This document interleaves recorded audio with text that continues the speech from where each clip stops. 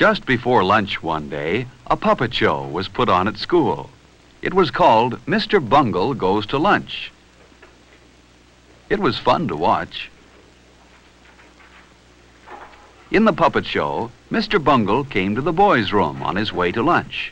He looked at his hands. His hands were dirty, and his hair was messy. But Mr. Bungle didn't stop to wash his hands or comb his hair. He went right to lunch.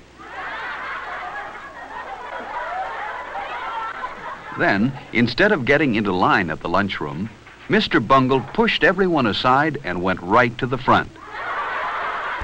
Even though this made the children laugh, no one thought that was a fair thing to do. Then, in the lunchroom, Mr. Bungle was so clumsy and impolite that he knocked over everything, and no one wanted to sit next to him. And when he finally knocked his own tray off the table, that was the end of the puppet show. The children knew that even though Mr. Bungle was funny to watch, he wouldn't be much fun to eat with. Phil knew that a Mr. Bungle wouldn't have many friends. He wouldn't want to be like Mr. Bungle. Later, Miss Brown said it was time for the children who ate in the cafeteria to go to lunch. She hoped there weren't any Mr. Bungles in this room.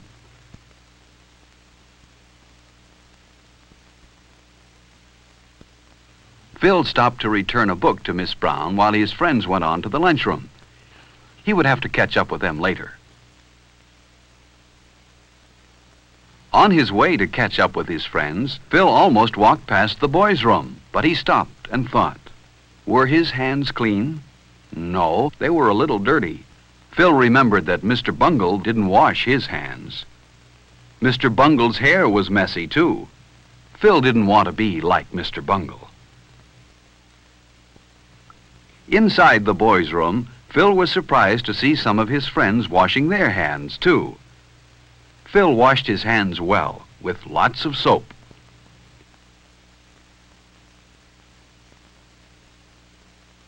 Then he rinsed the soap off. Phil dried his hands well, too. When he was finished, he threw the paper towel in the basket where it belonged. And then he made sure that his hair looked neat. Now, Phil and his friends were ready for lunch.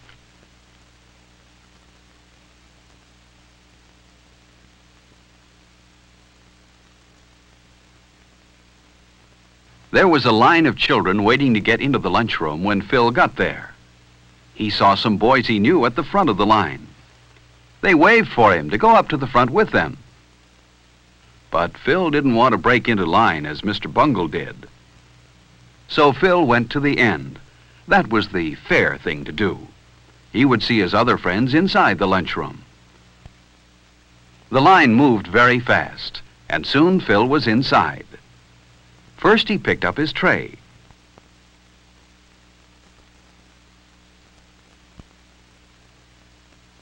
Then he got his silverware. He put his knife, fork, and spoon neatly on the tray. And then he slid his tray along.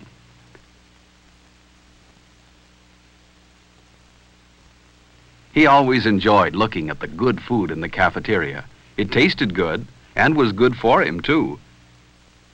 Instead of having a sandwich today, Phil decided to take the hot lunch.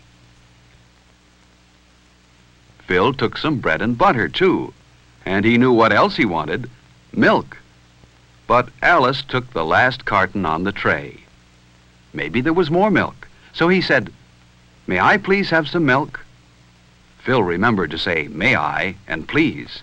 That was very polite. Yes, there was more milk. Phil remembered to say, "Thank you," when he took the carton of milk. Phil had good manners. He didn't want to be like Mr. Bungle in the lunchroom. Phil didn't want to forget his dessert. The cake looked delicious. At the end of the line, the lunchroom supervisor said she had noticed how polite Phil was, and she smiled at him. She wouldn't smile at a Mr. Bungle. Phil went to the table where his friends were. He put his tray down carefully, pulled out his chair quietly, and sat down. He knew his friends wouldn't like a noisy Mr. Bungle at their table. There was someone Phil liked, Freddie. He always brought his lunch from home. It looked good. Freddie had a sandwich, an apple, a cookie, and milk. Before Phil began to eat, he always put a napkin on his lap. So did Freddie. Everyone liked Freddie. He was very polite. For example, if he had food in his mouth when someone talked to him, he always took time to chew the food with his mouth closed and swallow before he answered. Phil noticed how straight and tall Freddie usually sat. Freddie kept his feet on the floor, too. Phil would rather be like Freddie than like Mr. Bungle. Another polite person everyone liked was Alice. For example, when Alice sneezed, she covered her mouth and nose. This protected her friends at the table from any germs. While Phil and his friends ate, a boy ran past their table. You shouldn't run in the lunchroom. Only Mr. Bungle would do that. Phil and his friends wouldn't like to have a Mr. Bungle at their table. Then lunchtime wouldn't be as much fun as it is. Phil ate slowly and enjoyed his lunch. Finally, he had eaten everything except his dessert. He saved his cake for last. Only a Mr. Bungle would eat his dessert before he had finished the rest of his lunch. And Phil wasn't a Mr. Bungle. The cake was good. Phil drank his milk carefully. Some children are messy when they drink milk, but not Phil. As each of Phil's friends finished, they didn't leave the table, but waited for all the others to finish eating too. Phil was the last one done. He wiped his mouth and hands carefully with his napkin. Then he cleaned the table where he sat. He didn't want to leave his place at the table dirty. Everyone at the table cleaned his own place well. But look at that table. It was left very messy. Phil thought a Mr. Bungle must have sat there. But Phil didn't want to be like Mr. Bungle, so he put his chair neatly into place. And his table looked fine. Not a piece of paper or scrap of food was left on it. No Mr. Bungle sat here. Phil's friends were careful to put their waste papers and empty milk cartons where they belonged. In this way, they helped keep the lunchroom clean. Phil was certain that Mr. Bungle wouldn't put his paper in the waste basket and his empty carton on the milk tray. Mr. Bungle probably wouldn't bother to put his lunch tray in the right place either, but Phil and his friends did. Lunch was good today. And then Miss Brown told Phil and his friends how proud she was of them. They had left their table the neatest in the lunchroom. No one here was a Mr. Bungle, and no one wanted to be. Are you like Mr. Bungle? Mr. Bungle is a shame because he spoils lunchtime. Don't be like Mr. Bungle. Have good lunchtime manners, and lunch will be more fun for everyone.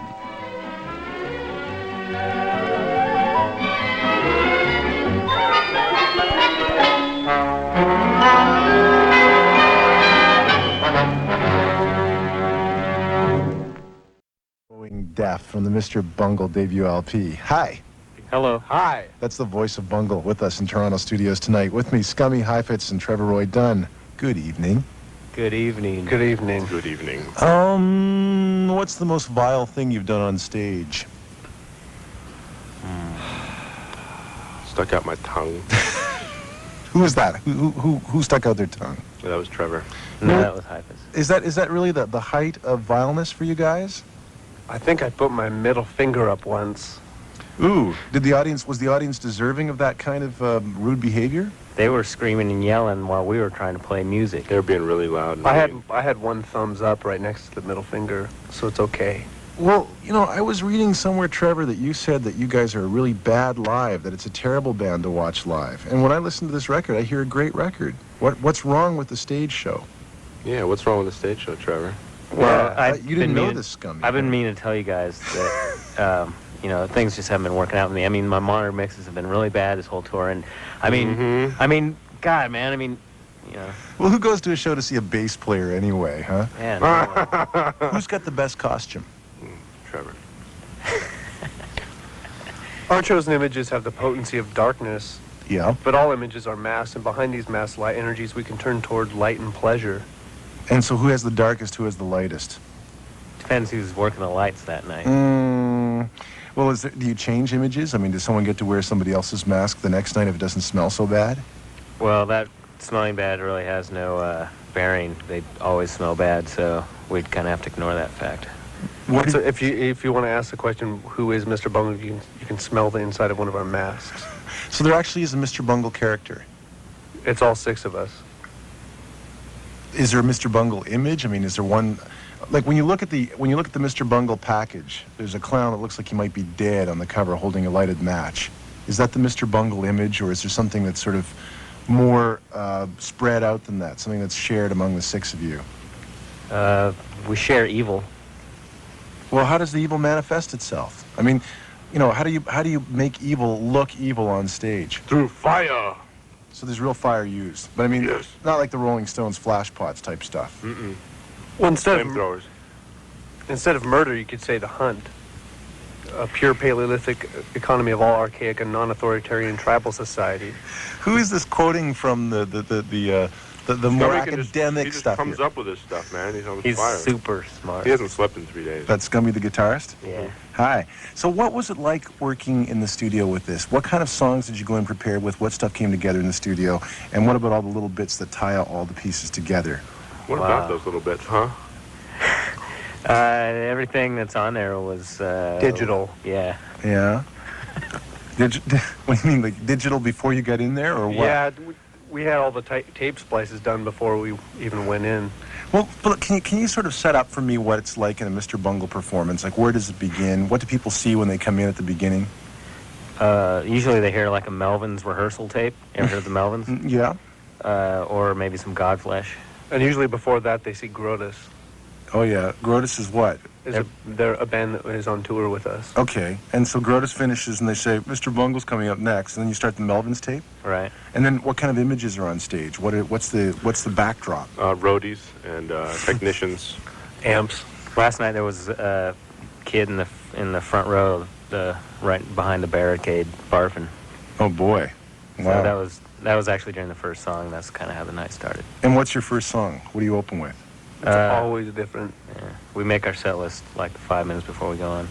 Well, do you sometimes open with Welcome Back Cotter's theme? No. That's We usually... Not since 90 or 91, I think. Yeah. Years ago. Yeah. Takes way back to our, our first Definitely tour. I think. pre-album, yeah. But since the album came out, do you do any of the old covers now? Covers usually last about, 1 or 2 shows for us. Yeah. Or like in this case, it's going to last the whole tour. So. Well, are you guys good enough that if somebody wants to do like a cover, you can pick up on it right there? Oh, we're that good. Oh, yes. Yeah? Oh, yeah. So what was the last time that there was a kind of pick-up cover? Well, for this tour, we have 13 original songs and 16 covers. My God. So what are tell us about the covers. What are they? We have one that's from a Dr. Seuss movie called 5,000 Fingers of Dr. T. And that's the dungeon, taking little kid down to the dungeon song. Wow. We actually didn't do the cover for our album. We picked it out from someone else. You didn't do the... You mean the images on the Mr. Bungle record? Well, it's all a real big cover-up. Well, I can't follow this. Wait a minute. I'm talking about music, okay? Let's talk about music? What does that have to do with anything? I want to talk about the songs that other people wrote, that other people recorded, and then you guys sing them live, okay?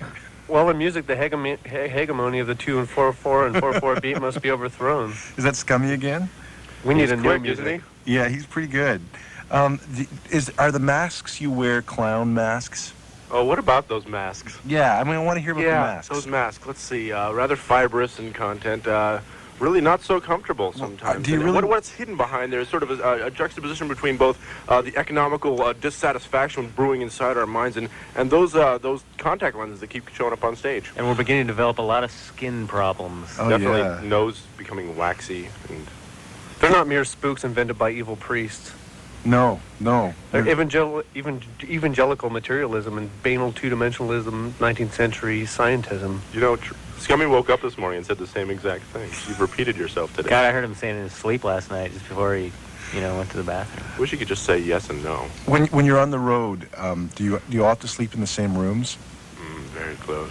Really? I sleep in the tub. Doesn't that kind of put a cramp in your sex lives?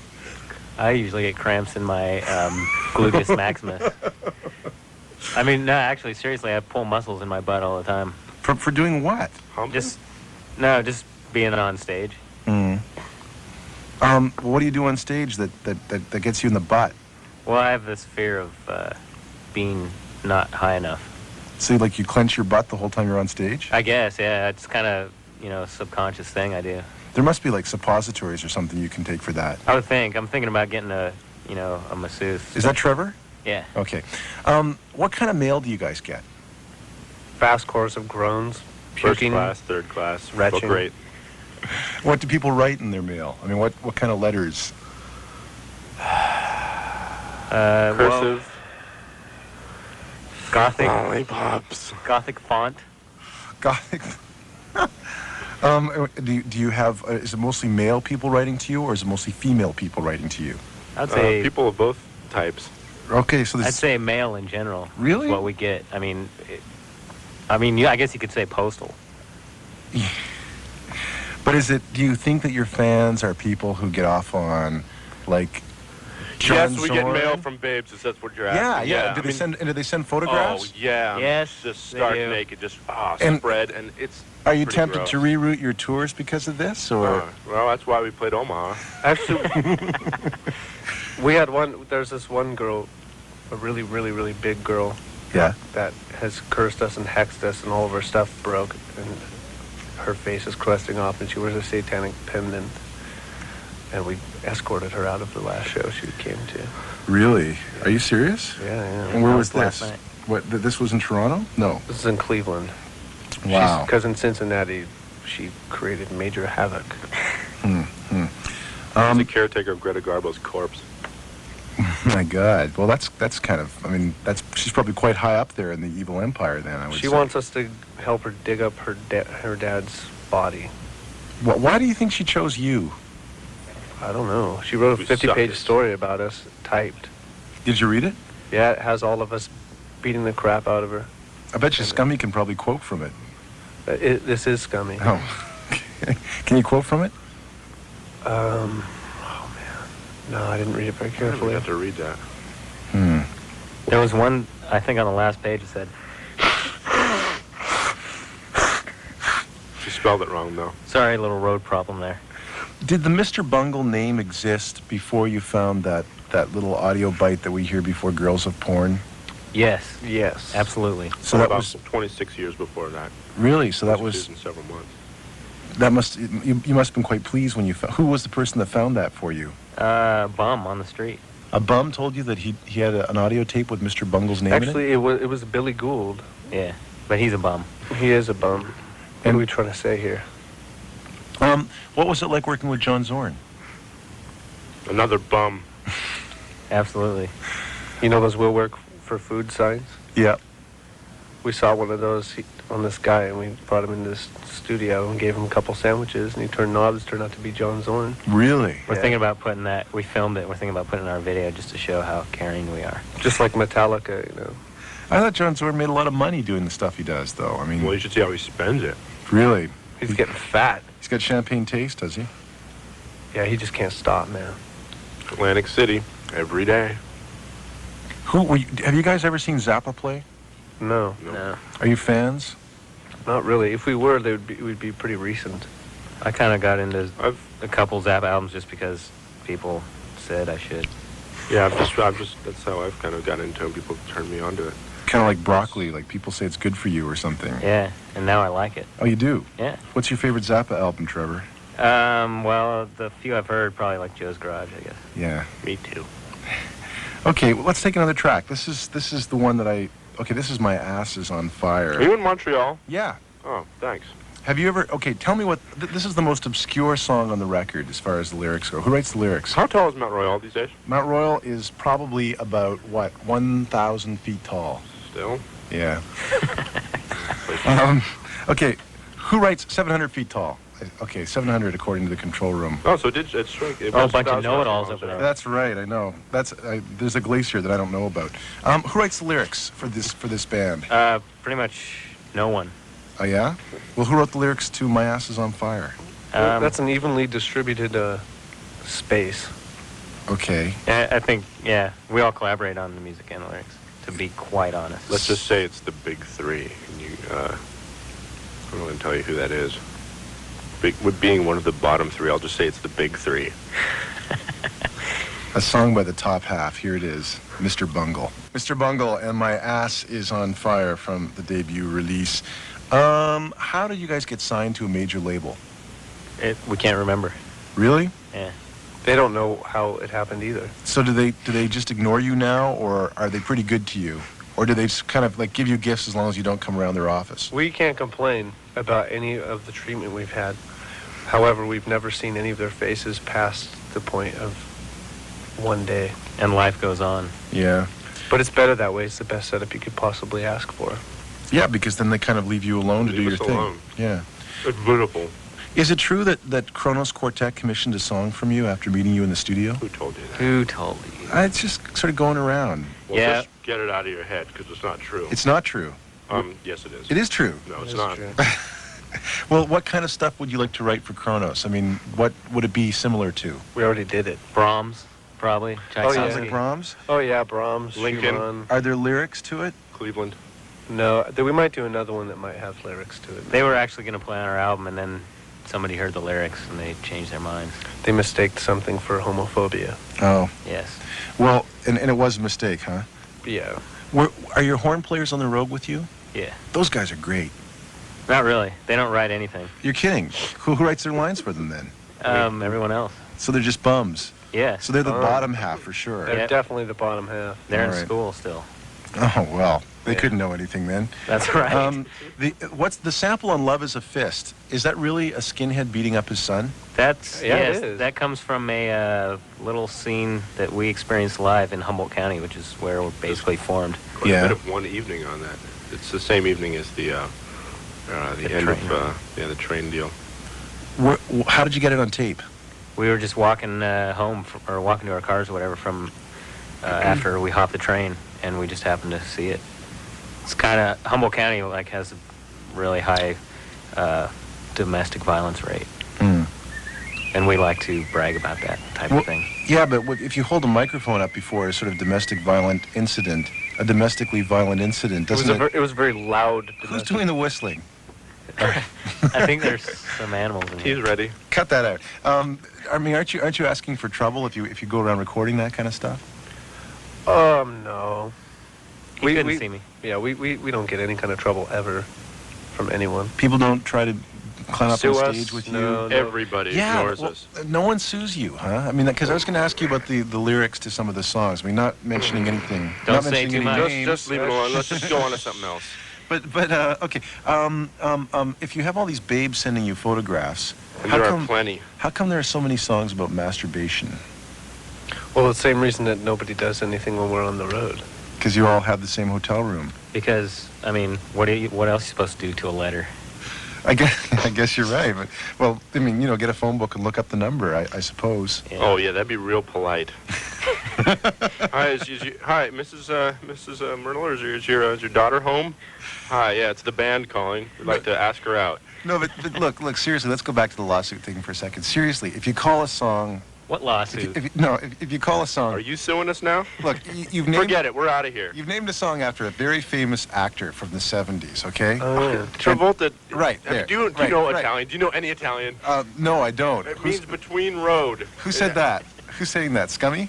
Yeah. Okay, well, yeah, but but you know, still, don't you think that you could get a lawsuit for that somewhere along the line? Isn't there an enterprising lawyer out there anywhere? They already changed the name. I mean, they took care of that. The big Mo took care of that. Not to mention, if you want to get really down to the nitty gritty, the song is in a positive. It looks at Travolta in a positive fashion. Yeah, he's a tragic hero who has his arms and legs cut off and can't see or can't hear. Can't speak. He's a tragic hero. Good old Travolta. Are you going back into studio again soon? No. No, we shan't perform together again. Really? Are you serious? How long have you been together? 7 years. Well, why not go back into studio again? I mean, are you planning anything? Do you have new songs written? Are you performing new songs on the road? We're performing a couple new songs that are not really new to us anymore, but we haven't written anything in a long time. We're just experimenting with new tactics to replace outdated baggage of leftism. Right. So, yeah, but you're not leftists, are you? Yes, I am. I just said that we weren't. You're left-handed? Tell me more We're about... ambidextrous. Tell me more about the covers you're doing. Could you name a few more of them? Because you said there's 16 and 14, right? Yeah, something like that. Time by the Alan Parsons Housing Project. Right. It's got a real good street beat to it. Mm-hmm. Real pick me up and take me out kind of song. What else? I Don't Need Society by DRI. Uh-huh. Mancini by Mancini. Oh, I didn't know he wrote one called Mancini. Yeah, it's his little tribute to himself.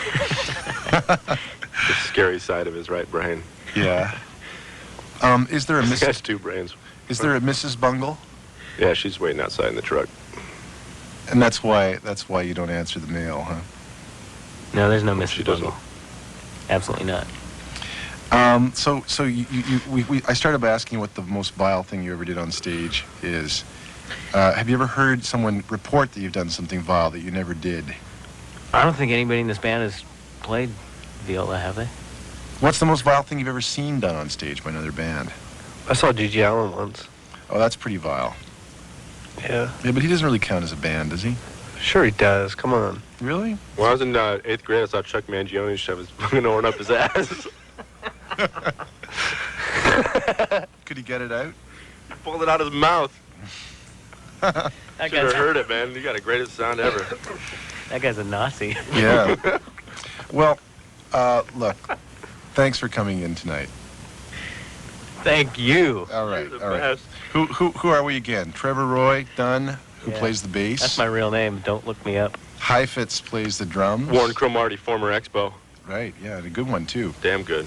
And the Crow, and Scummy on guitar. We do not rule. We cannot. We will not be ruled. Mr. Bungle, thank you.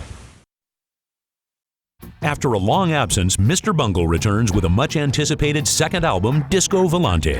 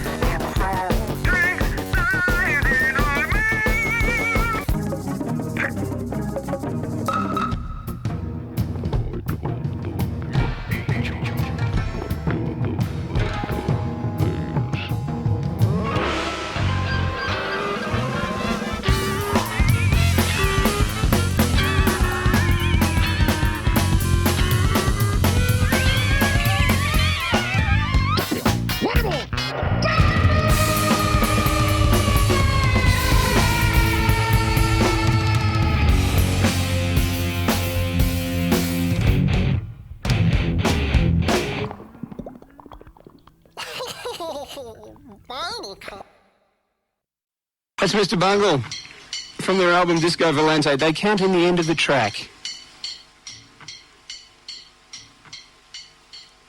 No, I don't really understand either. If you're wondering what makes Mr. Bungle tick, and I certainly am, we'll catch up with a couple of the Bungle boys in their bungalow in San Francisco later on in the show tonight. Oh, the crappy jokes are flying already. We also, pardon me, we also heard from Ammonia.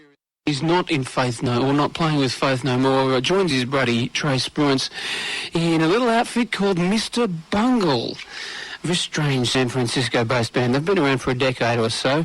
They've got a new album out. It's called Disco Volante. We'll catch up with two of the other guys from Mr. Bungle shortly, but not before we hear another track from the record. This is Carry Stress in the Jaw. Avant-garde sort of seems appropriate about now, doesn't it? Mr. Bungle, Carry Stress in the Jaw.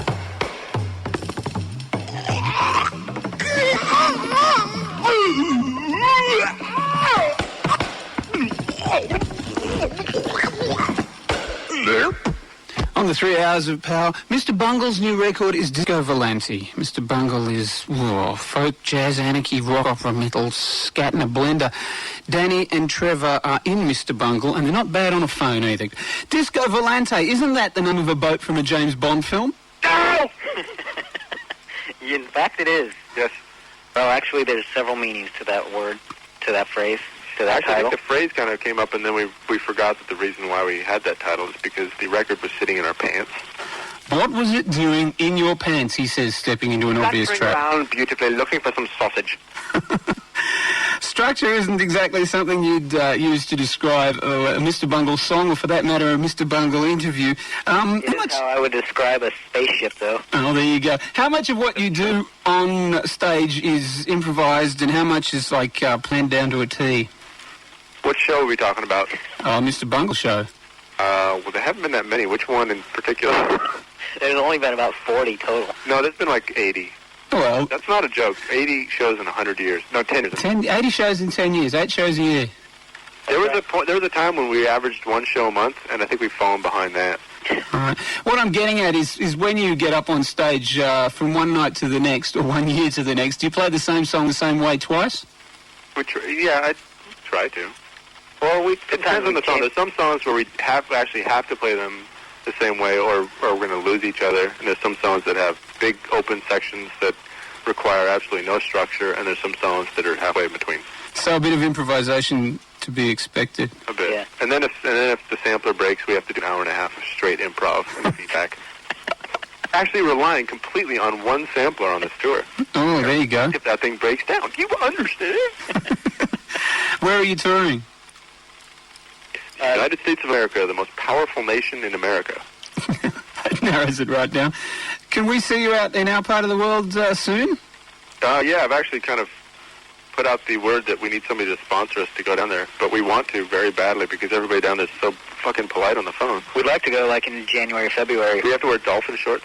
You don't have to wear dolphin shorts, although I saw some very attractive penguin shorts the other day. Really? Can we spend more than 2 hours submerged in water? Yeah, sure. Can we go out to New Caledonia? No, not politically correct at the moment. Yeah. Wait, is that where that shit's going down? It's in the vicinity. Same people run the joint. French bastards bombing the shit out of the yeah. species. Bullshit, they can't get away with that. No, they can't, but they do. How come Australia's just not going out there with big old BB guns and stuff and picking off? Well, we sent a shipload of politicians.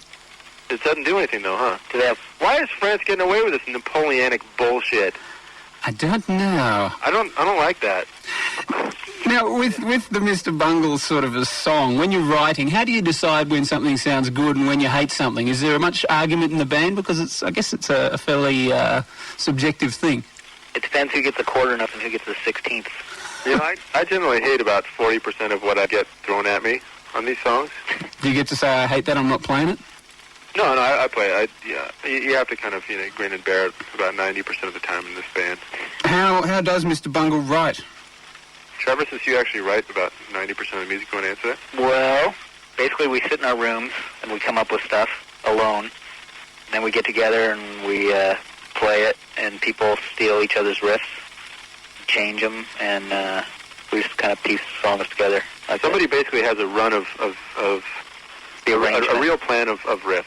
That really they're not gonna lose with these 4 or 5 riffs in this song. Those riffs are going to be in the song. Nobody's going to take them away. God damn it. Yeah, usually one person has the basic idea of arrangement, and then they are the dictator for that song. But they're open to ideas every. What's the last formula we had? I think every 16 seconds they're open to somebody else's opinion for the next 4 seconds. We do have a phenomenon in the band known as the graveyard of riffs, where discarded riffs end up, and any person at any time can pilfer from this grave. You don't actually have a funeral for any of your riffs. There's just, I think there's a time period, which I think all of my riffs are now in the graveyard, because I haven't come up with a new one in about a year. Sometimes a riff will weed its way through several songs before it's either picked up or completely discarded. Right, now, is Mr. Bungle the main gig for both of you? Depends what time of the year it is. Well, Trevor's got 40 bands he plays in. I got a band called...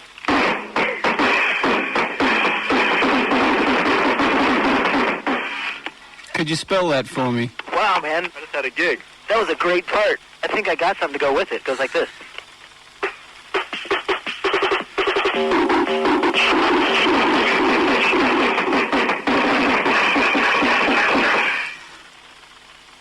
I can't follow that, I'm afraid, gentlemen. Here, let's try it one more time. All I can say is, Danny and Trevor, from Mr. Bungle, good luck with the new album, Disco Volante, and we hope to see you down under here real soon. We're Mr. Bungle. You're listening to...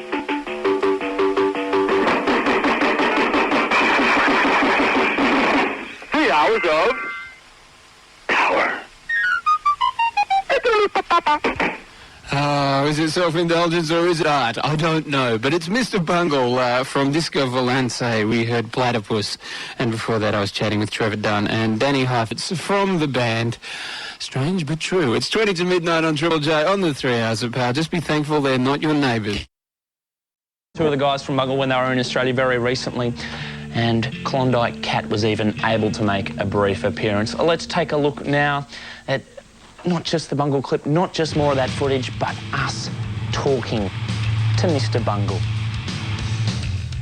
Head on, Jepatron here, on behalf of the Australian Federal Police, bringing you the facts about Mr. Bungle. We have here Trey and Danny, two of the members from the band, guitar and drums, and they're here to talk shop. How are you guys? Okay. I'm a little afraid to talk sharks, but let's go. Okay, oh, just shop. Well, we can talk about sharks if you want. You know, talk shop, the rock, that kind of thing. How on earth the people that are in the band managed to play live the stuff that you've recorded on Disco Volante or Volante? How does that happen? How long, you know, how much build-up was there to be able to play live what you do on the record? I sat in one room and programmed a sampler for about a month and a half. I just tested out a bunch of different drum machines till I found one that I liked. The horn players went through about 45 reeds each. Mike did some vocal lessons for about a year and a half, did some opera studies, and Trevor just did his thing.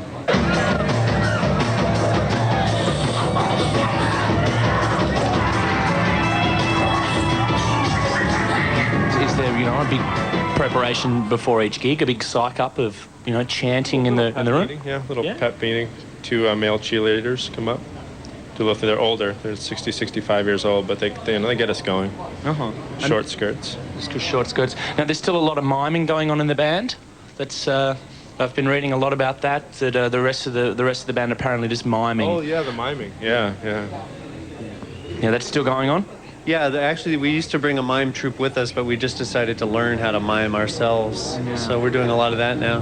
Because it's just, I mean, on the album, you'd never know you were miming. It's, you know, but live. The Perth show was easy because all the people there did all the miming for us.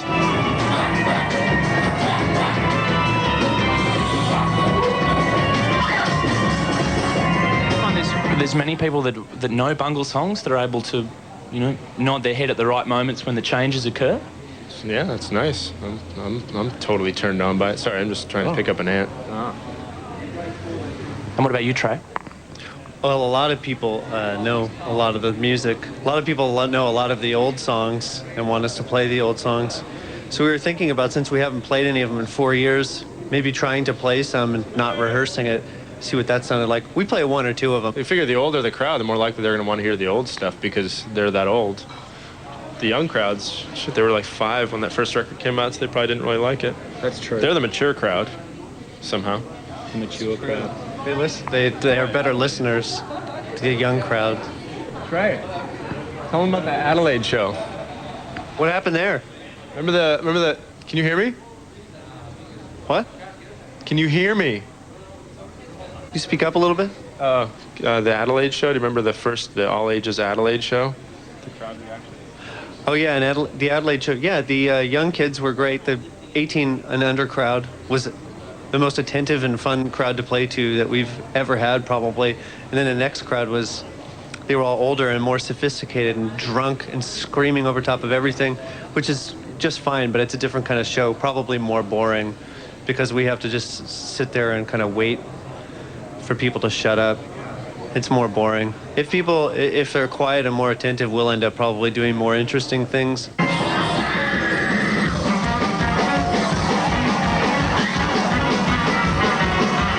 If you don't know Bungle, it would probably be hard to pick whether like you guys are totally serious or totally kidding, and whether the music just works randomly. But after a few listens, you know, you can kind of hear it. Pretty obvious we're just kidding. Yeah. About everything.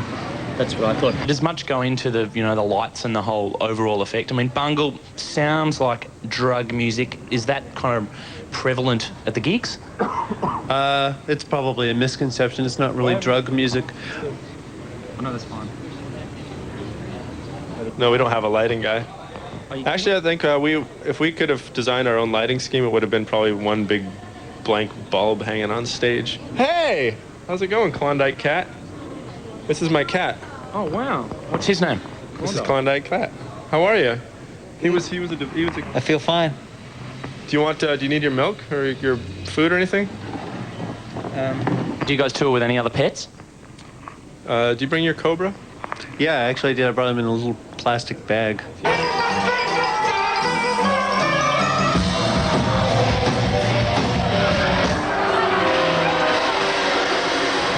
see if the same numbers of people come to our next tour. Usually there's not as many the second time we come back somewhere. Here you'll find a totally different story of people that the first time went, who? Who are Mr. Bungle? And the second time gone, oh mate, you going to see Bungle tonight? Yeah. Yeah, no, Bungle, yeah. Oh, that's Mike Patton, the triangle player from Poison. Yeah, it's his band. That's a good gig. I didn't know he picked that up. All right, well, I won't take any more of your precious dinner time. Thank you, Crazy Cat. It wasn't Crazy Cat. What was it? Klondike Cat. Damn. And thank you, Danny. And thank you, Trey. Thank you very much. This is WQFS Greensboro. This is Tim, and we have a special broadcast tonight. Noises you hear in the background are the sound checks for the November 11th Mr. Bungle show at the Cat's Cradle. And tonight we have Trevor Dunn and Roto from the band. How you doing, guys? Good. Great. How you Good doing? to have you here. Just did laundry. I have clean pants. I feel good. You just played a game of Asteroids? Yep. Asteroids? Vintage old school. We had to hold off the interview for a few minutes so we could get a game in. I guess for the benefit of the listeners who may not know, Mr. Bungle's 15 years, 3 albums. Pretty sad. Divide, 15 by 3, that's an album every 5 years. I guess, well, the first one came out in 91, and right. The most recent one was California, which came out in June? July? Yeah. It was June. It was July. June 8th. Something like that. No, it was July. Don't argue with me. Okay. It was June, all right? It came out in June. Well, I know it got pushed back because the Chili Peppers had to put theirs out. There you go. Yeah. Oh, I was always wondering why it got pushed back. But we'll get to that one later, I guess. We will. We'll definitely get to that one. Recently, I've noticed there's been a recent Onion interview. There's even been a CNN interview, and I'm just wondering. Really? There's been I read an interview with Patton in CNN. Wow. Online recently, so just wondering, is the press actually taking to you guys this time around? We have one particular improvement this time around is we have a really great press person at Warner Brothers, Monica, who probably set up this interview, I would imagine. So is the relationship with Warner Brothers, is it pretty good overall? She's about the only good thing I have to say about it right now. What is Warner Brothers exactly? Yeah. I mean, it's a star chamber. What do really, they think of the new album? I mean, did they take to it any better than they did? When we were recording it, we were kind of talking about the record as our, quote, pop record, and which it sort of is, but to most bands, to most radios, that's a joke to call it a pop record. Yeah. And Warner Brothers got kind of excited when we were talking about it, and then they heard it, and they just don't quite get it. Yeah. Pop means different things to different people. Yeah. Obviously, the tradition of pop music is a great one. what pop means to the market is entirely different. Yeah. Well, there's been speculation about Retro Vertigo actually becoming a single, and it seems to be the one that's often played like off the album. But are you actually considering releasing it as a single? Probably not at this late of date. I mean, we wanted to originally. We wanted to just release it as is. Warner Brothers wanted us to do a remix, but they wanted us to pay for it, and we weren't ready to do that because even if you pay $10,000 for a remix, you're not guaranteed a hit. Well, a remix, who would I don't know, Armin van Helden or DJ Seabiscuit. I mean, you never really know what you're going to come out with, do you? It's basically the name that you pay for, I think, But hey, what's new? Okay, I guess one of the things that at least I was always curious about is that there's often elements of, I don't know, foreign elements. I don't know. I really don't know how to word this, but I mean, you have like Desert Search. You've got the Middle Eastern feel there. You've got a lot of Italian Musique here and du there. monde. Latin is. Are you fluent in more than one language, or is someone like really influenced by Middle Eastern traditions? Well, we all listen to a lot of different kinds of music. We're not limited to American pop radio, that's for sure. In fact, people often ask us what our favorite bands are, and we usually don't have an answer because we don't really listen to bands very much. We listen to, So you're not too keen on the pop scene at the moment? No, I don't have occasionally any favorites or anything? No, absolutely not. Which is also not to mention the fact that the idea of what your favorite band is sort of a monochromatic way to look at music. Yeah. I mean, in all earnestness, music is a global thing, and when you're a musician, you're constantly going through different phases and trying to unearth new things to keep your own creative mind fresh. And we'll sit in the van and listen to Dumbeck music, and just listen to that Dumbeck part. It's wonderful. It isn't like any of us are going to say, well, we're not strictly rock listeners, that's for sure. Was that your rider van outside, taking all your equipment? Yeah, that's our gear. I noticed last time around, I saw you guys this summer at Avalon in Boston, and it was the budget rented trucks. They're not, Warner Brothers isn't putting up the big fancy tour buses for you guys. They would give us tour support, but it's what you call recoupable, which means we have to pay the money back, and there's no point in taking out a loan like that. We'd rather just do it cheaply and try and make a little bread. Secondly, there's nothing particularly glamorous about a tour bus experience. I think on the first 2 days it's glamorous to be able to play Sony PlayStation and play Bloody Roar in the back lounge, but the truth is a van staying in hotels is quite a bit preferable to sleeping in small mosquito-sized bunks. Right. Would you say that all of your songs have quote-unquote meaning to them? Or some of them, Well, definitely, I would say yes with quotes around it. Well, can I list off a couple titles from the new album? Maybe get like a couple word explanation. Sure, I'll do. This is the one I'm very curious about. None of them knew they were robots. Yeah, that's Trey wrote that song. Mm-hmm. He wrote the lyrics for it, and he could definitely go on for hours about it. So I'm not even going to speculate. Okay. I'll Air-conditioned nightmare. Okay. I'd be happy to speculate. Please speculate. I would suggest that none of them knew they were robots was a situationist critique of cultural conformity. How about Air-conditioned nightmare? Those are Mike's lyrics. Those are a little bit more obscure. Some of these lyrics, I don't know. I mean, a lot of people try and fit these into the California theme, and it's not always going to work. You remember that Metallica song "One," which was about the guy who'd come back from the war, from Johnny something, and he was completely bandaged. Right. He couldn't speak, but he was looking up, and the words were essentially what he was thinking. Basically, just put me to death, kill me, get it over with right now. Mm-hmm. I don't even want to live. Air-conditioned nightmare appears to be sort of the inner narrative of a patient in a hospital who can only see outside of his window through his bandages, but dreams of going out into the air. And I believe the end of the song is when he actually gets outside, and as simple as it is to take a few small steps into the sunshine. That's a really good explanation, Roto. I'm really happy to do it. You're on a roll tonight. That's what it Interpretations by Roto. Yes, thank you. All right, how about the only thing I remember about that Metallica album is how horrible the bass drum sounded. Really tinny, but I remember how well they banged their heads in that video all at once. Oh, yeah. The circle banging. Yeah. Well, if I'm not mistaken, you wrote Gollum 2. Trey wrote that. You wrote that? All right, wait, what did you write in the album? I'm trying to remember. Good question. I wrote Retro Vertigo, tell me about Holy Retro Filament, and part of what's that one song? Vanity Fair. Retro Vertigo, you want to know about? Yeah, let's go for that. Retro Vertigo is about culture, false culture, American culture. I was just thinking about it today because somebody asked me about it, and a lot of those lyrics were inspired by such great current events as O.J. Simpson and Monica Lewinsky, that kind of stuff that really takes the forefront of our culture, and it's fucking really disturbing. We're gonna pause for a moment to hear a song off the album California, and I guess we'll go ahead and do Retro Vertigo. Give it a shot. Right on. It's a good song, so listen up. Can't go wrong. We are back. Already, we are wow. back with that must have been the remix. With Baby Trevor got Roto back. from Okay. Mr. Bungle here at Cat's Cradle on November 11th. There you have some feedback, which is currently the a sound big theme checks on in the tour. background. So, well, I noticed in the shows there's a lot of cover songs done, and I was just curious as what process you went through to pick out which covers.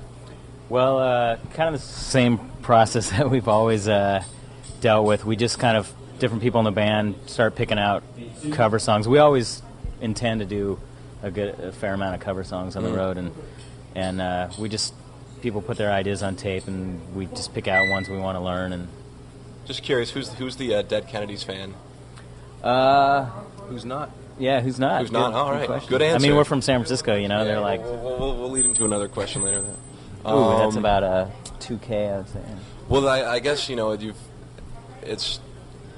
kind of weave in and out of different genres, or just different kinds of music are often brought in. Is there anything that you haven't touched on before that you've always wanted to, or that maybe you've thought about doing in the future? Any types of music, any instruments you want to play in the future? Yes. Yes. Yes, there is. No music for therapy. There's been no music for therapy in this band whatsoever. It's unbelievable. We don't want to help people. We want to hurt them. Okay. So.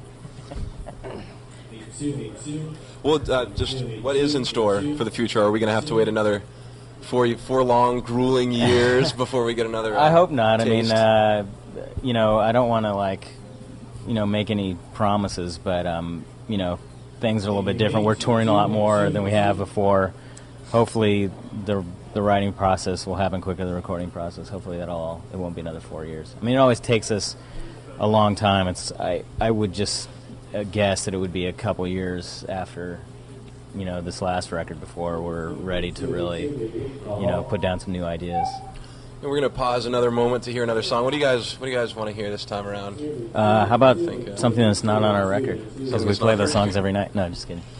I'm not going to be listening to the show, so. Well, you mentioned none of them knew they were robots. None of them knew. That's definitely one of my favorites on there. So stunning piece this of next song is "None of Them Knew They Were Robots."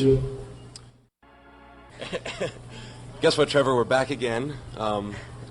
Those of you just joining us, for those of you who haven't been paying attention, talking to Trevor and Roto from Mr. Bungle. I guess just how's the touring going around this time? Is it? It's going good. It's gone better. It's going better than the last tour that we just did. The summer tour. Yeah. With Dillinger. Yeah, we have a better crew, just a better setup. It's but touring is always fairly grueling experience. Yeah. A lot of driving, a lot of eating crap. Yeah, it works. And there's in the truck, the budget truck, there's a little cubby hole that you can sleep in next to all the merchandise. So no major problems, no explosions, no injuries. Well, there has been a little problem. Every single night, of course, as everyone's pointed out, we do set up a small shrine to Frank Zappa and Sun Ra in the back, and we pray to it every night. And we've had a little problem every once in a while setting that up in time for the show. It gets a little difficult, but there it is. I think you guys don't appreciate the constant Frank Zappa questions. But I was thinking about that today because there was an article in the New York Times, which is great, a review of the show, and it's pretty exciting to be in a big paper like that. But whoever wrote the damn article, it looked like all their research was based on other articles. They credited all the writing to Mike, which is not true. If they'd bought any of the records, they would know. It's Mr. Bungle's not necessarily an easy band to grasp at first, so people tend to grasp at straws when describing it, and grasp at the easiest. In the words of Robert Fripp, I take it as a given that a music review. I take it as a given that a music review tells you more about the person reviewing the record than the record itself. Thank you. This is Robert Fripp signing off. Thank you, Danny Heifetz. That was a brief cameo appearance by Danny Heifetz. As Robert Fripp, in Robert Fripp form.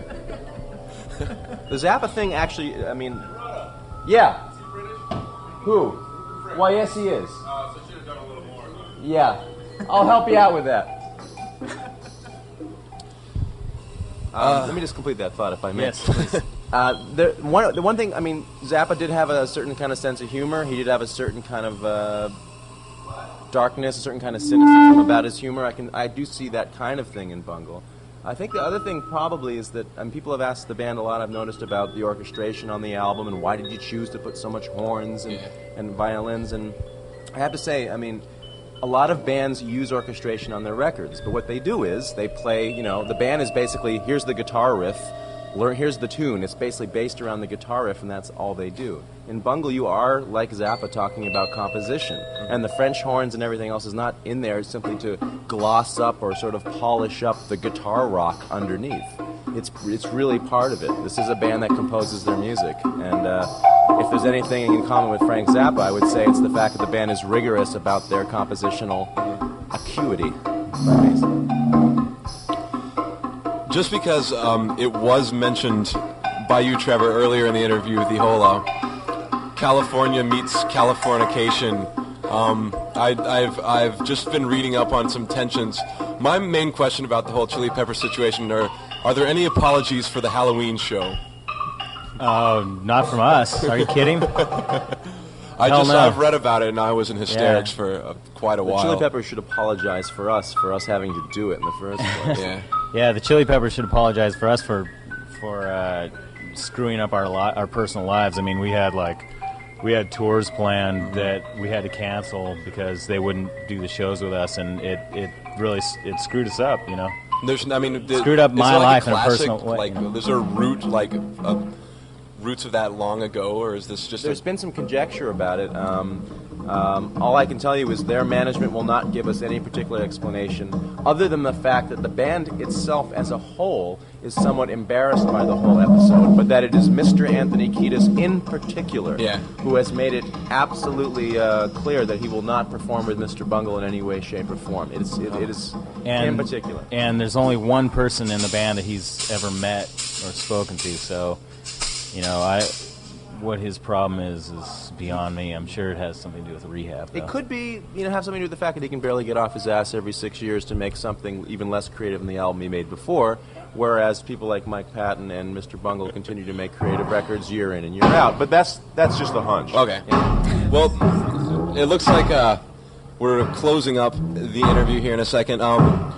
We have Jello Biafra coming to Guilford College in April, and we were wondering if you guys maybe if we can slide you onto the bill, we'll give you, what do we have in the budget? $500 in free beer.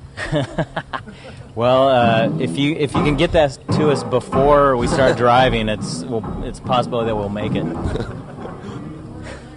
We have been speaking Who's Jello Biafra? Just kidding. We've been speaking to Trevor Dunn and Roto from Mr. Bungle tonight. Any closing remarks? Any last words?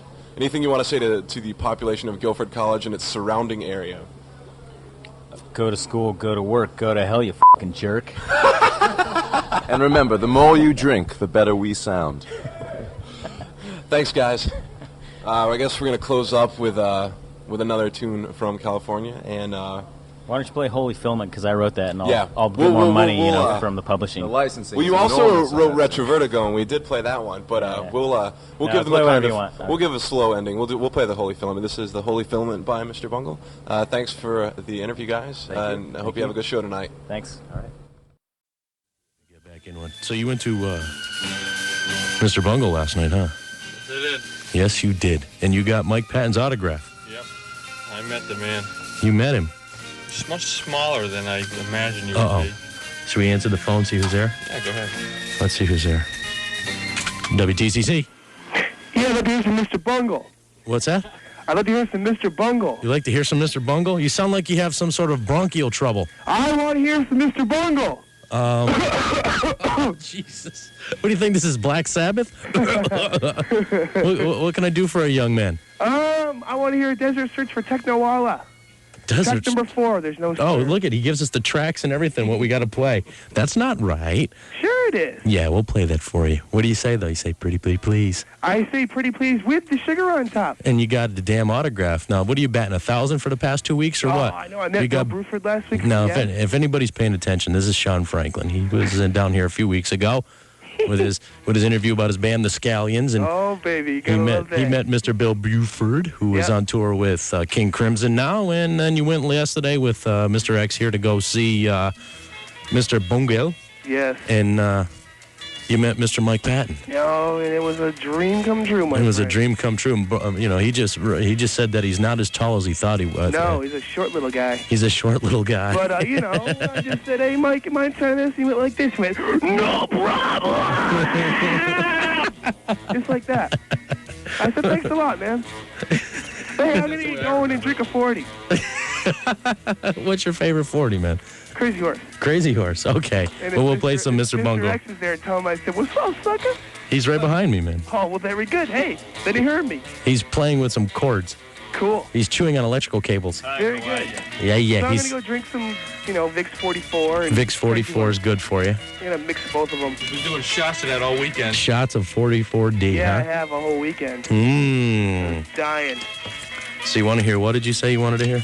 Desert Search for Technoala. Track number 4 off Disco Volante. Man, you're driving me crazy. Okay. This one's for you, homie. Peace, baby. Hey, We love peace you. out. 90.7 FM, WTCC, Springfield.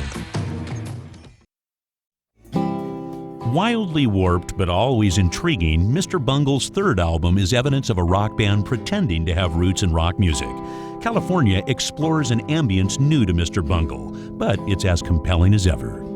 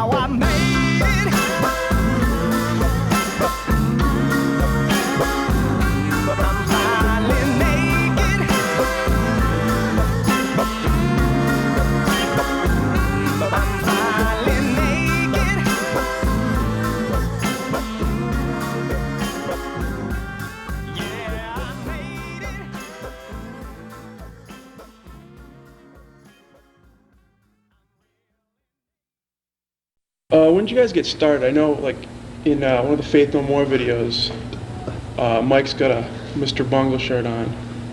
When did you guys, like, form? Obviously, you know, it was before. About 7 years ago. 7 years ago? Yeah. In high school. In high school? In high school, yeah. So you guys have been together for a long time? Long time. With like, the same lineup and stuff? Basically, Sort of. roots of the band are the same. Songwriting roots have stayed the same. Yeah, I was just going to ask you, like, what are your influences? Like, any specific bands? Or because your sound's pretty unique. I was thinking about Stump the other day. Have you ever heard of Stump? Stump? No. Are you Great familiar? band, yeah. I don't know whatever happened to Stump. Nobody ever listened to him. Put out one album. Yeah. Everybody hated him. We liked him. But you guys, you have a lot of influences that you can tell on your music. I think, you know, just like I saw you at the Channel in Boston. Oh yeah. In November. That time, and I was really impressed, like the other stuff you did besides the Bungle material. Right. Like you guys played a Kennedy song. Oh yeah. Drug Me, I think. Yeah. Yeah, that was good. Thanks. Well, you know that we like to do cover songs, and you just hear something and it's too perfect. Yeah. And so there's like 10 different things that are perfect about it, so you have to play it. Yeah. So. Not to mention, we don't really have enough original tunes to really make up a show. Yeah. Let's see. You guys, I mean, lyrics are pretty bizarre. Who comes up with them, and how do you get your inspiration? Like Girls of Porn and stuff like that. Well, we all do. That Girls of Porn, I mean, that's pretty traceable. I mean, it's a pretty easy one to think of where you come up with. Pretty obvious lyrics, pretty obvious song structure, pretty obvious everything in that one. I don't know. That's not a question that can be answered at this time. Just kind of comes to you. Yeah. Do you all write the lyrics, this stuff? Yeah. You all like sit down? Yeah. All the tunes are pretty much collaborations. Yeah. That's cool. Either that or it's like one guy goes and off in the corner, comes out after 4 months and says, here it is. Yeah. They just say, well, you guys agree on it and go with it or whatever. Yeah. Yeah. Usually, we haven't really run into a problem yet, luckily, of like us not liking what someone else comes up with. Yeah. We've never hit that somehow. I'm sure we will. Yeah. All right, I don't know. This came into my head last night. I got a list like the top 10 albums in the Billboard, and I was wondering what you guys thought of them. Number one, this week, I guess, was a Garth Brooks album. Really? Yeah. It's like a country guy, right? Yeah. I wanted to buy that album. I've been hearing so much about it, but I've never heard a note off of it. He's ruled the Billboard chart for the last. He's ruled almost everything. He's winning everything. Like pop charts? Yeah. Yeah, this is the... You should run for president. Let's see, Natalie Cole with Unforgettable. Oh, yeah. It's necrophilia.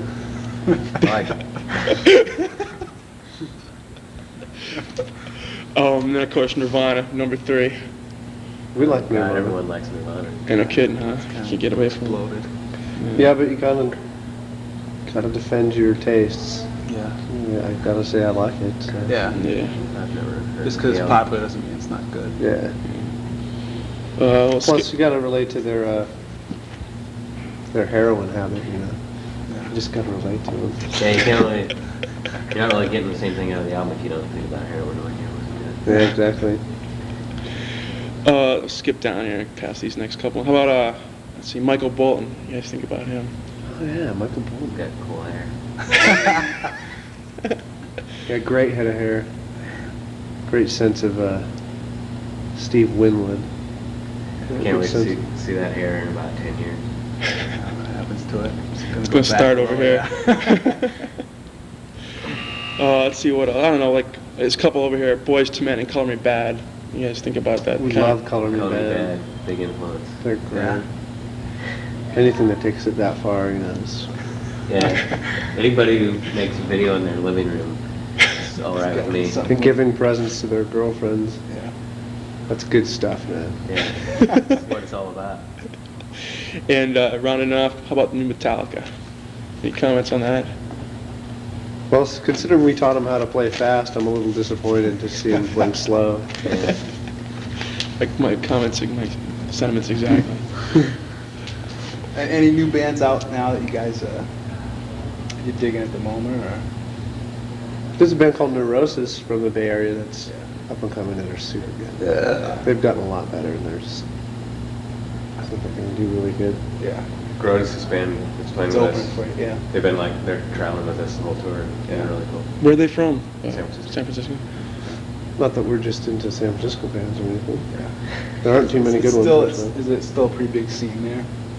Everything's busting apart. There's no more I mean, for a while it was the whole thrash metal thing, the Metallica thing, and then this whole funk metal fucking thing came along. Sorry.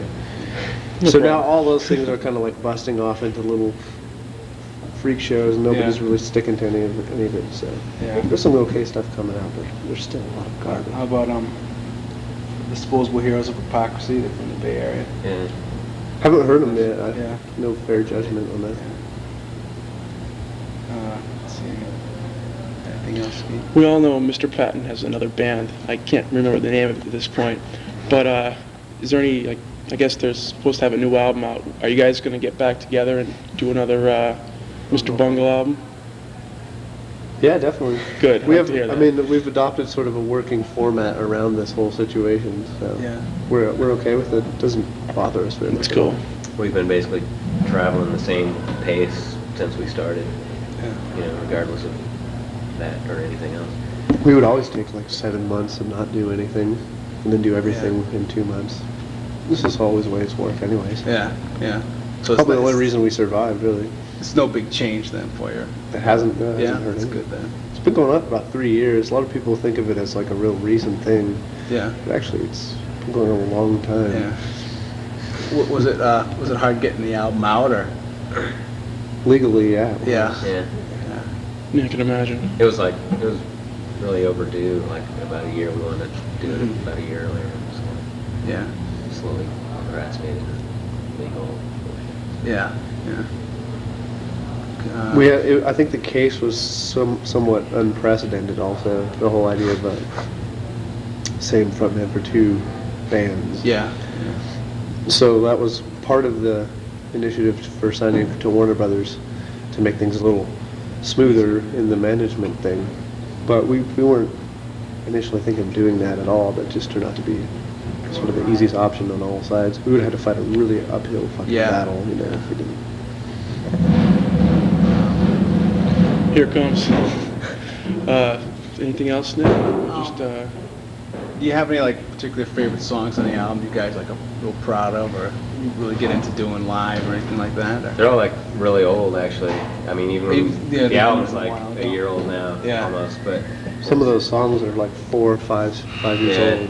Yeah. So we're pretty sick of them, and after spending all that time in the studio, we're really everything from this music. But when we play them, live, anything can happen. So it depends. Every night, it's sort of a different song is a highlight song that we look back on and talk about. How was it working with John Zorn, was your producer? Is that right? Yeah, it was good. It was sort of our first real meeting of him. Since then we've all been doing some things with him. Just sort of a guy that. He was good to work with, though. Yeah. Great. It couldn't have been any better. Yeah.